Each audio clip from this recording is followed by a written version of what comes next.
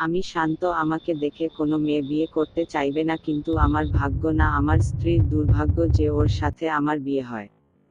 আগে ওর রূপের আগুনে তোমাদের একটু উষ্ণতা দেই। ওর বয়স 32, ভরা যৌবন, লেবু এত বড় চেপে রাখতে পারে না, ডান লেবু উপরে একটা তিল আছে এত নরম, ময়দা মাখার মতো, গুহা পেছনে চুল ভর্তি, সারা দিন চাটি তাও ও বাধা দেয় না।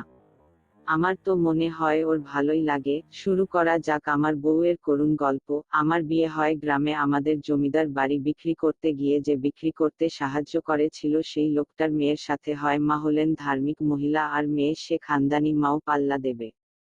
বাড়ি বিক্রি করতে গিয়ে ওনাদের বাড়িতে ছিলাম। ও বাড়িতে বড় গলা নাইটি পরতো কিন্তু ভিতরে কিছু পরতো না। আমি হতো দিনরাত কালো বোটাওয়ালা বড় বড় লেবু দেখতাম আর খুব মজা নিতাম। ও বাড়ির বাইরের পুকুরে চান করার সময় জল শরীরে লেগে ভেতরের সবকিছু স্বচ্ছ হয়ে তো গুহা কালোচুল দেখে আমি কত হাত